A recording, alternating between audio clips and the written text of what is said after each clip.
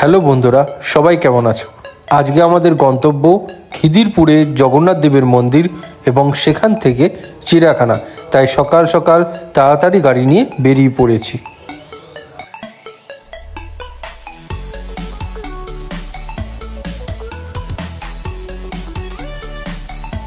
এখন আমরা পৌঁছে গেছি জগন্নাথ দেবের মন্দিরে, কিন্তু আমরা এখন গাড়িতে বসে আছি। আমাদের টিফিনটা কমপ্লিট করে আমরা জগন্নাথ দেবের মন্দিরে যাব।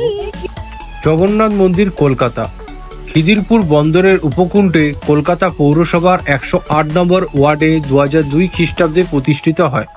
অবশ্য 1967 খ্রিস্টাব্দে হতে বন্দর এলাকায় ভক্ত শ্রমিকেরা জগন্নাথ দেবের এই পূজার সূত্রপাত করে।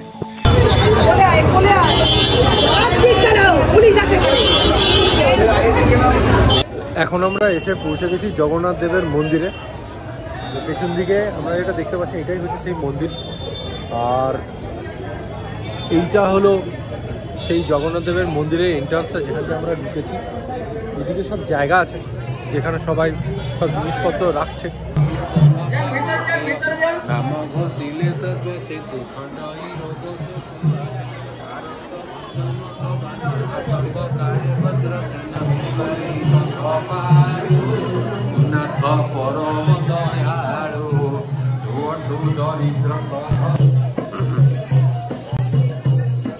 খুবই সুন্দর লাগছে জায়গাটা এসে, একটা আলাদাই পবিত্র জায়গা।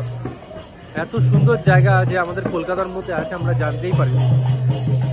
এইটা হলো খিদিরপুরে, খিদিরপুর থেকে একদমই সামনে জগন্নাথ মন্দির।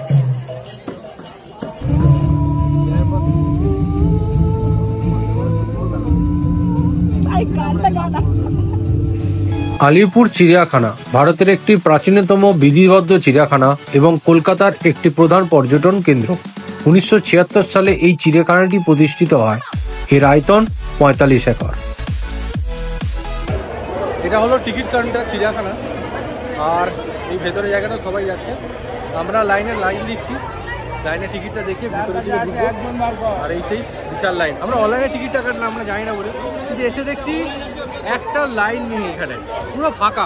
1876 সালের 1 জানুয়ারি প্রিন্স অফ ওয়েলস 7ম অ্যাওয়ার্ড আনুষ্ঠানিকভাবে চিড়িয়াখানাটির উদ্বোধন করেন কলকাতার অভিজাত শহরতলি আলিপুর অঞ্চলে।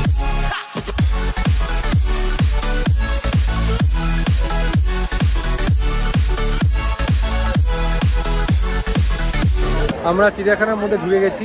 ঢুকেই দেখছি প্রথমে সবাই খেসে বসে গেছে এদিকে, কিন্তু আমরা এখন ঢুকলাম, খুবই ভালো লাগছে। আমি প্রায় 20 বছর বাদে এসেছি, এখানে সবাই যাচ্ছে।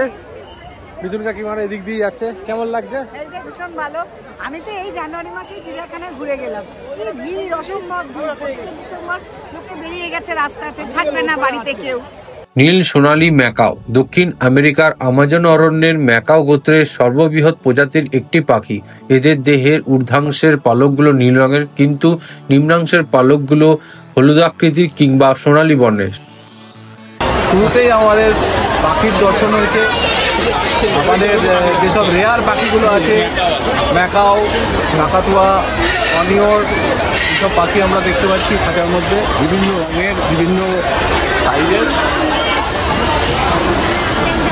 ক্রিসমাসে এসছি, ক্রিসমাসের টুপি না পরলে কি চলে? একটা নিয়ে এসেছিলাম, বাবা কিনেছিল, দামটা ঠিক যায় না। তবে কালকে একটা জায়গায় জিজ্ঞেস করলাম, বললো 25 টাকা। আমি আর যাইনি। এখানে সবাই ক্রিসমাসের টুপি পরছে। আর এখানেও সেই কাকাতুয়ার জায়গা। আমরা সব জায়গাগুলো যাব।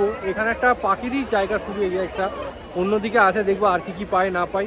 তবে আজকে আমরা বাঘ দেখবো, আপনাদেরকে দেখাবো, কারণ আমরা যখন সুন্দরবন গেছিলাম বাঘ দেখতে পাই না। বললাম চিড়িয়াখানা আগে একবার বাঘ দেখা। এখন আমরা এসে গেছি সিংহ দেখতে, এবং সিংহটা একদম সামনে আছে, দেখাচ্ছি। এটা সিংহী, বেসিক্যালি সিংহটা ঘুমাচ্ছে আর সিংহী আছে।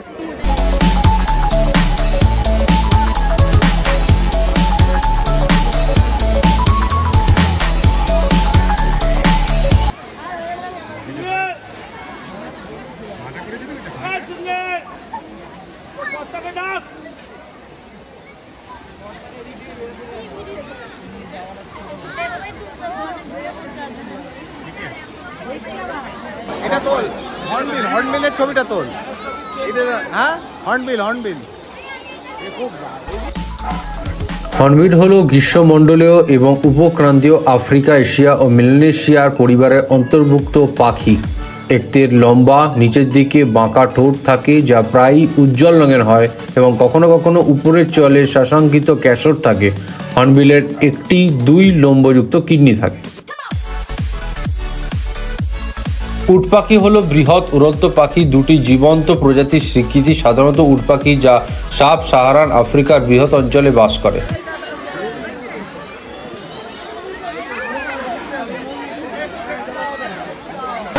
এখনো অবধি আমরা পাখি, হাতি, সিংহী এবং জলহস্তী দেখলাম, সিংহ দেখতে পাইনি, সিংহী দেখেছিলাম। এবার দেখি কী কী দেখতে পাই, পুরোটাই আপনাদেরকে আপডেট দেবো। যদি ভিডিওটা আপনাদের ভালো লাগে থাকে একটু লাইক করবেন, কমেন্ট করে এবং শেয়ার করবেন এবং জানাবেন আমাকে কেমন লাগছে। বাঘটা দেখবই, এই জায়গাটায় বাঘটা আছে, আপনাদেরকে জুম করে দেখানোর চেষ্টা করছি।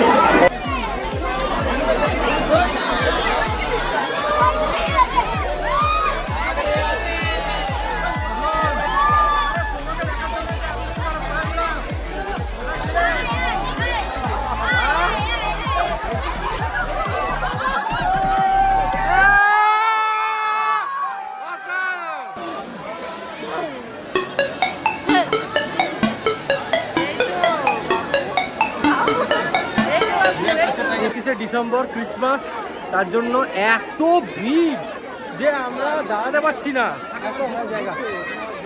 আর ওদিকে দুটো ঘুরছে, বলছে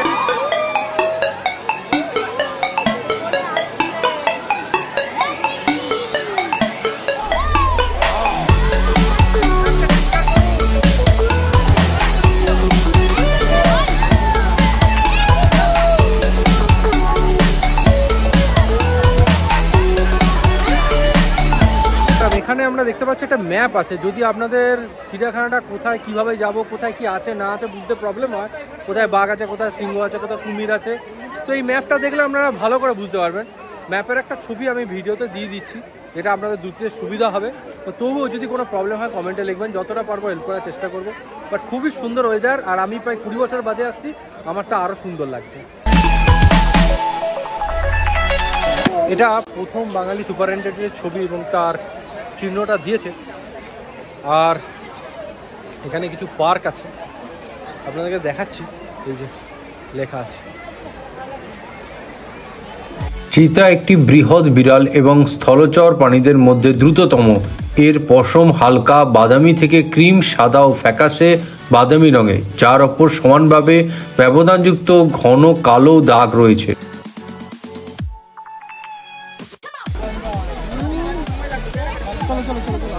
এখন আমরা এসে পৌঁছে গেছি সরীসৃপ ভবন, যেখানে সাপ আছে। বেসিক্যালি মনে হচ্ছে আমার অজগরে আছে। এখানে একটা চিহ্ন দিয়েছে, এই যে আমরা ভেতরে গিয়ে দেখবো কি কি সাপ আছে না আছে।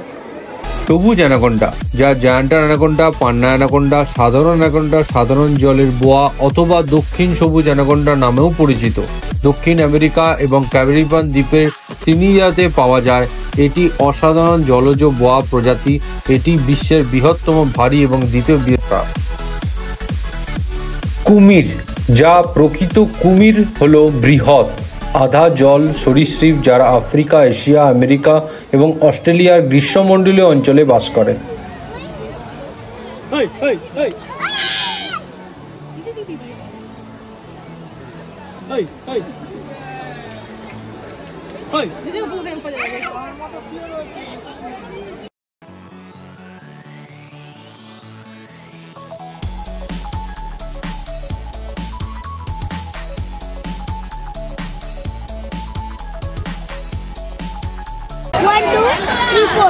उधर भी हो सकता है। और भी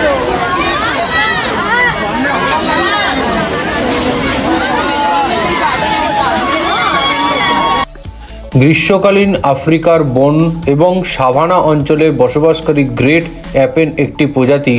এর 4টি নিশ্চিত উপপ্রজাতি এবং 50টি প্রস্তাবিত। এটি সহজভাবে শিম্পাঞ্জি নামে পরিচিত। এখন আমরা শিম্পাঞ্জির জায়গায় এসে গেছি। শিম্পাঞ্জি দুটো ওপরে উঠে বসে আছে, দেখুন শিম্পাঞ্জি দুটো ওপরে উঠে বসে আছে, কি সুন্দর দেখতে লাগছে। ওরা মানুষ যাতে দেখতে পায় তার জন্য একদম ওপরে উঠে বসে আছে। মানে এত সুন্দর দেখতে লাগে কি বলবো। সবাইকে দেখানোর জন্য কেমন লাগছে সবাই বলো আজকে চিড়িয়াখানা কেমন লাগছে?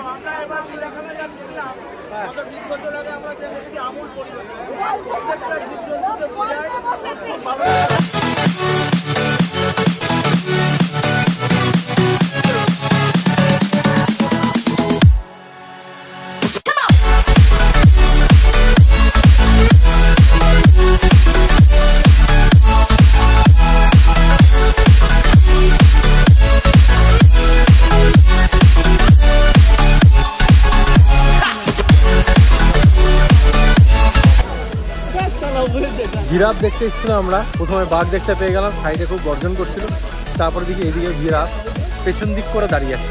এত কিছু থাকতে পেছন দিক করে দাঁড়িয়ে আছে কি বলবো। আর বাঘটা খুব সলিড ছিল। বলুন কেমন লেগেছে মা, কেমন লেগেছে একটু বলো। আজকে যে আমার বাঘটা, তারপর সিংহী, তারপরে হরিণ, তারপর কুমিরটা একটু নড়ে উঠেছিল, তারপরে জিরাফ। মোটামুটি আমি 20 বছর বাদে এলাম চিড়িয়াখানা দেখতে, আমার তো অসাধারণ লাগলো সব। এবং চিতা, জাগুয়ার সব এসছিল, খুবই সুন্দর লাগলো এবং হাঁপিয়ে গেছি দেখতে দেখতে, বাট মজাও এসছে প্রচুর। আজকে 25 ডিসেম্বর এবং সবাইকে হ্যাপি নিউ ইয়ারের একটা খুব ভালো শুভেচ্ছা, খুব ভালো কাটান, নতুন বছর আরও আনন্দ করুন।